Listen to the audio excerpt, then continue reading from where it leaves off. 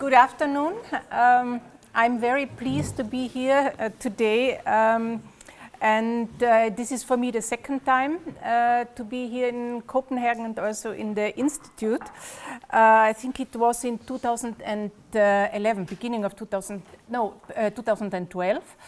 And I'm here also to meet the network of the European Agency for Safety and Health at Work in Denmark, the focal point network, and I know that you are also actively contributing to the network, and therefore it's a pleasure for me to present also a survey EU OSHA is carrying out. It's the second time that we carried out the so-called ESENER survey, European Survey of Enterprises on New and Emerging Risk. And I would like to present in general how we carried out this project. That means I will touch the methodology only to warn you. You know, as a director of the agency, you have to know everything, but not going into depth. That means if you have really questions which are related to the scientific background, the project manager is really would then answer your questions. So I will present more general, then main findings, and then also to tell you what is foreseen regarding secondary analysis end of 2015. Why do we need another survey? That's also a question we have to discuss at European level, because we have, of course, existing sources of information on occupation safety and health. You know, I'm sure, the workers' surveys, the one from Eurostat, the EU Labour Force Survey. Then Eurofound is carrying out the European Working Conditions Survey. That's, these are the typical worker surveys. Then also Eurostat has two registers, one on accidents at work and one on occupational diseases statistics. We have a fairly good picture, I think, of injuries and concerns, but less comprehensive for occupational diseases, and that's now also linked to ESENER. We have little information linking policies to the outcome. That means why are some effective or others not, and therefore that's the reason why we started the ESENER surveys, also to show the impact of policies, of systems on occupational safety and health at national and at European level, and what does it mean for the company level. So the first ESENER was a bit different, and we tried to improve the methodology. We had now in ESENER-2 a greater geographical coverage. In ESENER-1 it was a total of 31 countries. It was EU 28, Turkey, Norway and Switzerland, and now we added to a total of 36. That means in addition Albania, Iceland, the former Yugoslavian Republic of Macedonia, Montenegro and Serbia. And also the establishment surveyed increased from 30 to almost 50,000. And this is something we had to improve drastically. That was the questionnaires, and we had to develop national versions of questionnaire. That means we don't have, for example, Austria and Germany. More or less, I'm Austrian. We are speaking German, but the terminology is different. That means we had to produce typical national versions, and they are 47 now. We increased also the proportion of workplaces covered. That means we went, and this was of course a challenge, from the smallest business size of 5 workers and above. Also sector, we included now all sectors. That means in addition to the public sector, also agriculture and fishing. Then the samples achieved per country. That differs a bit, only to show you that Denmark sample is, the interviews for the ESENER was 1,000, a bit more than 1,500. The ones we underlined, Slovenia, Spain, and United Kingdom, what they did is they boosted their samples. That means they included more, a higher number of interviews, because in most of these countries, they are now using ESENER as their national survey, and they are not any longer doing other surveys. So therefore, they increased it. It's of course better use. How was it in Denmark? Some information. We started in beginning of August and ended then 1st of October. The distribution by establishment size was the biggest one. 43% were the ones 10 to 49 workers, employees. Second group, 23% from 5 to 9. Then 23% were the ones from 50 to 249, and the smallest one above 250. We had then as a universe 36 countries and representing 6.7 million establishments and 183 million employees. In Denmark, it was 87,000 establishments, 2.3 million employees. And the average factor, that means every interview in ESENER-2 represents, in average, EU 28, 135 establishments, but it is quite different per country. Germany, for example, is interview representing 506, Iceland 8, Denmark was 58. The distribution regarding sector in Denmark was the biggest group, more than 30% was trade, transport, then food, accommodation and recreation activities. 22% was education and human health care. 20% is IT, finance, real estate, and other technical, scientific, or personal service activities. 12% was manufacturing, and 8% was the construction, waste management, water and electricity, and the other one were quite a small sample. Then who did it? It was our contractor was TNS Gallup. You know, the seat is they have it in Berlin. What they did is computer-assisted telephone interviews. The majority was done. It was by a native speaker done, and some were not possible to do it in that way. Therefore, they did it in computer-assisted website interviews. The database of companies, the address register, came from the company, I think Experian is the name, it's the COPE database. And the average duration of the interviews was 23 minutes. The cooperation rate in Denmark was, because it was a discussion beforehand, was very good in comparison to EU average. It was 37%, and especially the company size 10 or more employees, even 40%. That means much higher than average in all 36 countries.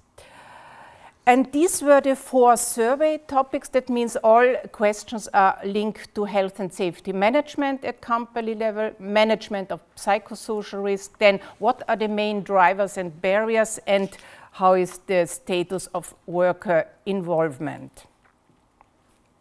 Who did we interview? That was also a change from ESENER-1, because we saw that, in different countries, the same functions are doing other jobs. In UK, the safety reps are different to the ones in Greece. So what we said, we are interviewing the person who knows best how health and safety is managed at the workplace. And there we see that in EU 28, it's typical that the small enterprises are represented by the owner, especially in the very small ones. More than 50% was the owner. It's the blue column. Then also in 10 to 49. And this changes, of course, when the company gets bigger, larger companies, they rather, the person who is answering are the specialist without, in green, without managerial function. But you see, and that's a bit different than to Denmark, in almost all companies of different sizes, the employee representative in charge of OSH, that's more than 20% or around about 20% in almost all sizes. When we now look to Denmark, the picture is quite similar. Linked to the owner of the firm in the micro and small enterprises. You see left hand 5 to 9, it's 55% is the owner. Also in the size 10 to 49, it's still more than 30%. And again, here that's quite similar. It changes when the sizes changes, when they get larger. And as I said, the interesting was that it seems that the employee representative are less the one who is dealing with safety and health at the workplace level compared to the other 36 countries. So what are the main risk factors affecting worker safety and health in Europe and in Denmark? Blue is EU 28 and yellow it's Denmark. In the, I think, no, sorry. Good that I'm German, so I understand. Vorige, a bit different. So if we look at this picture, we see that there are some specialities. In general, it's in EU 28. It's especially difficult customers, pupils or patients, and this is the risk almost mentioned by 58% of companies, but this also shows that the service sector is growing and therefore that's a major risk factor. The next, I'm now talking about the blue EU 28, tiring or painful positions, repetitive hand or arm movements, risk of accidents, still of course lifting or moving people, risk of accident with vehicles in the course of work, and then time pressure, also again psychosocial risk.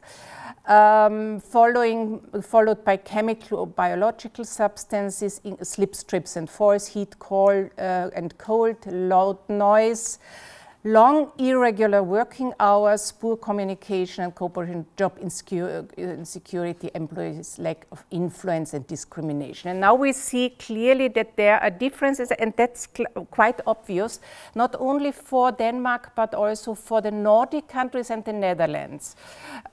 Difficult customers, a higher risk, but very obvious, and that's really for all Nordic countries, time pressure. That's the highest of all attending 36 countries, but also in the area of physical risk like heat, cold, noise, that's higher, and long irregular working hours, poor communication or cooperation. For me, a surprise, job insecurity, I have to admit, and then employees' lack of influence. So the quite different picture compared to the average of the 36 countries. So, and how are these risk factors managed at workplace level? And here we see that outcome of ESENER is, when we talk about risk assessment carried out regularly, and risk assessments mainly conducted by internal staff per country. Internal staff is the yellow column, and blue is risk assessment regularly carried out. We see that in EU 28, 76% of the establishments carry out risk assessment. That's not a surprise. There is a positive correlation also with establishment size. By sector, the highest proportions correspond to the most hazardous ones. That means manufacturing, agriculture, forestry and fishing, and waste management. What's interesting for us as EU agency, and because one of our target groups, especially when talking about ESENER-2, are policymakers.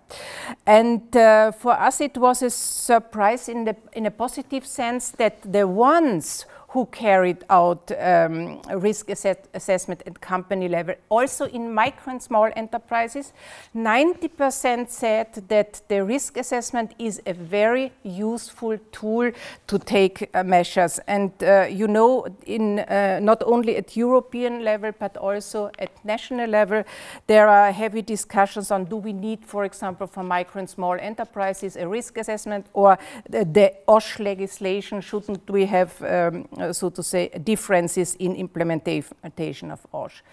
But what we see is the variety of how the national OSH system is working.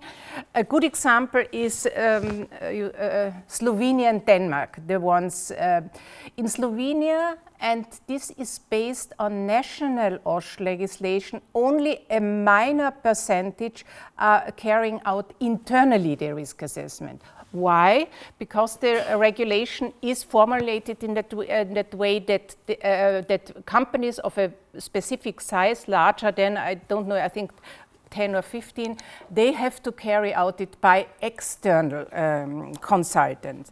Whereas Denmark, and I think you have a quite well-functioning OSH system, here it seems it's a tradition to carry out it internally. And I think that's an important information also for policymakers, and that they, for example, Slovenia took up this result, and they are now going, or they started already to change their regulation so that it can be done internally. Italy, the same. They have to contract external consultant to carry out risk assessment. We see, as I said, internal, external, great differences, but the ones who are doing a risk assessment, more than 90%, it's Italy, Slovenia, but also Denmark, United Kingdom. Then the workplace risk assessment carried out regularly, mainly by internal staff. Here we see that even the smallest establishment in Denmark, left hand, report carrying out the risk assessment mainly internally. And I think that's also important for other countries to see it's possible, and it's also we see positive outcome. Another question was health and safety issues discussed at the top level of management regularly. It showed that in average, EU 28, more than 60% are discussing it at top level, but there are countries like Czech Republic, United Kingdom, but also in Denmark, it's more common to discuss OSH at the top level, which of course leads to better results finally. Then the question was, do you have an action? I think that was also today one of the issues, an action plan and procedures in place against psychosocial risks by country. And there we see around 33% of establishment with more than 20 workers in EU 28 report to have in place work-related stress procedures. This is the green column. And here we see also that the figure increases with establishment size and is especially common in education, human health and social work activities. Important differences we see by country, the highest proportions being found in United Kingdom. That means work-related stress procedures are in place in United Kingdom, it's 57%, Romania 52%, but on the other hand we see in Czech Republic and Croatia and Estonia very low percentage. Then dealing with difficult customers, that means that's related to violence, is the blue one. In EU average we see that 55% of those employing 20 or more workers having a procedure in place against violence. And here we see that especially in the, that's no surprise, education, human health and social work activities, it's much higher, it's more than 70%. And in Denmark we find 65% of procedures against violence. Then against bullying in yellow, here it's the average EU 47%, also Denmark higher with 55%. That's also quite interesting to see the differences in these countries, but especially at EU level. The use of psychologists in-house. We see that the use of health and safety reveals occupational health doctors 68%, that's the majority. Then generalists on health and safety 63% and expert for accidents 52%. And only 16% average in 28 member states. That's really very low in comparison, especially in Nordic countries, up to 60%, Finland, Sweden, but also Romania, Denmark, Belgium. So this is, and the lowest are Cyprus, Estonia, Hungary, and Greece. What motivates now enterprises to manage safety and health at company level? And in blue, EU 28, Denmark yellow, there we see that in the EU, and it's quite different in member states, is still fulfilling legal obligations a motivator. Also a good message to the policy level at EU and national level. Secondly, it's to meet the expectations from employees or their representatives, avoiding fines from the labor inspectorate, maintaining the organization's reputation, maintaining increasing productivity. You see, Sweden is a bit different. The fulfilling legal obligation is not number one, it's rather meeting expectations from employees or their representatives and avoiding fines from the labor inspectorate. Then why do some enterprises not manage occupational safety and health?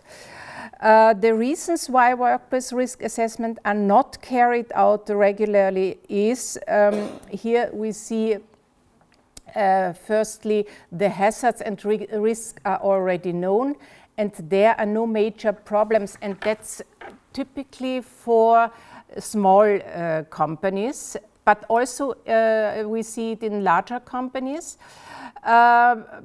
And other reasons are the necessary expertise is lacking and the procedure is too burdensome. The experience then, especially in the secondary analysis, is that it seems that micro and small enterprises do not have information. They are not aware of the risk, because I think that was also mentioned today. We see occupational diseases rather higher in small and micro enterprises. So therefore, what's needed, and that's also the basis for our planning of our work, is to raise awareness and inform, especially micro and small enterprises. In Denmark, it's the larger ones, they are doing their risk assessment. That means there were no significant data because almost all said they are carrying out. But in the small ones, we see the same reason, like in EU 28. That means the hazards and risks are already known, or there are no major problems. So it's the situation is very similar to EU average. Then the question on major difficulties in addressing health and safety in comparison EU 28 and Denmark, we see that in the EU the major answers, or the average answers, are the complexity of legal obligations, the paperwork, a lack of time or staff, a lack of money, a lack of awareness among staff, a lack of expertise, a lack of awareness among management. That differs also here in Denmark, and there's of course again a correlation between these answers and the size of the companies, but we see that in Denmark it's a bit different. The complexity of legal obligation not that high, only I think that 17%, or paperwork lower. Others are comparable, but rather lower than EU, so more positive approach. And here we see the full picture, which again helps us, the EU, the agency, to send a message to the policy level. You see here a comparison of all countries again, and the question was related to the complexity of legal obligation and the difficulties. And you see the range between Italy, where almost 70% of the companies say it's too complex, therefore it's very difficult. And then we see also a high ranking was Greece, France, Belgium. But then we see countries like Denmark, Finland, Latvia, Slovenia, Lithuania. They don't have that much problems, so only 14, 16, 17% say that's too complex. And this is also a good information that, and that was also outcome of the secondary analysis of the ESENER-1, that the OSH system and the legislation at national level is hindering or is supporting the implementation of occupational safety net. It is not EU legislation or the directives. And hopefully we can send this message also now to the Commission as they are evaluating OSH legislation at the moment. I think it's important to see that we have to do something or improve the implementation at national level, so that it is like in Finland and Denmark, that it's not that much impact on companies. Difficulties in addressing psychosocial risk was also already discussed today in comparison EU and 28. That's also depending on the size of the company. The smaller one they have a problem with the reluctance to talk about these issues or a lack of awareness. But the major problems dealing with psychosocial risk is rather in larger companies. That's more or less the same. Also in Denmark, it's comparable. We see here also that the problems rise more in bigger countries because of to talk about openly about it. Then what's the role of workers when managing safety and health?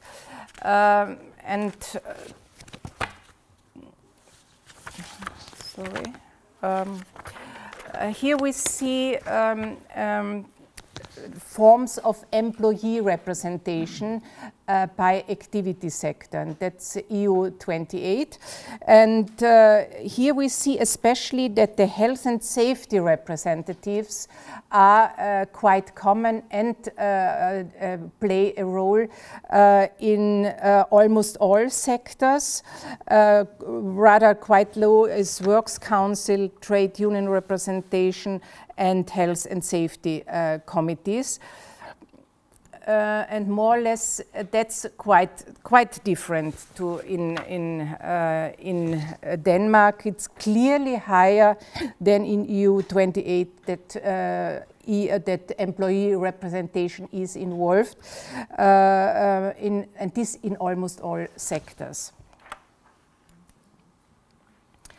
Then the question, this picture shows the worker involvement by country, and it was focusing on having used measures to prevent psychosocial risk in the 3 years prior to the survey. And there we see that 63% of those in EU 28 indicate that employees had a role. And the findings vary really between the countries. We see, for example, in Denmark, 77% of establishments are involved, and together with Austria, they show the highest involvement. Then one question is the discussion on occupational safety and health between the employee representative and management. Also very diverse picture. We see United Kingdom or Sweden, Denmark, high, almost 70% say that there is a regular discussion. Average is 55% in the EU, and then are countries like Croatia, Estonia, also Austria, with a percentage of between 32 and 38.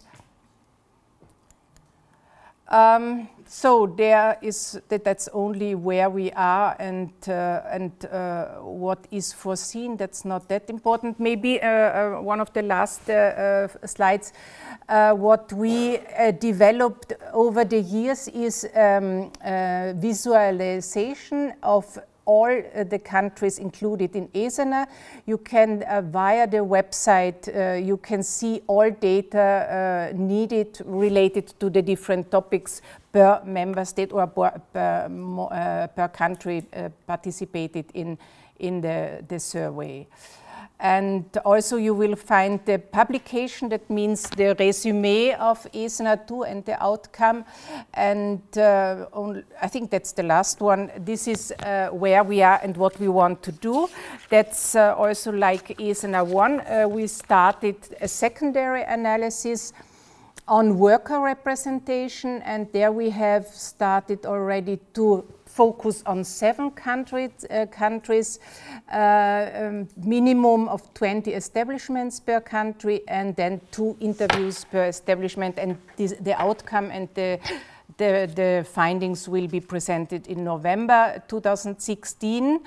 Then we have also a joint analysis with Eurostat, and it is an ad hoc module which includes also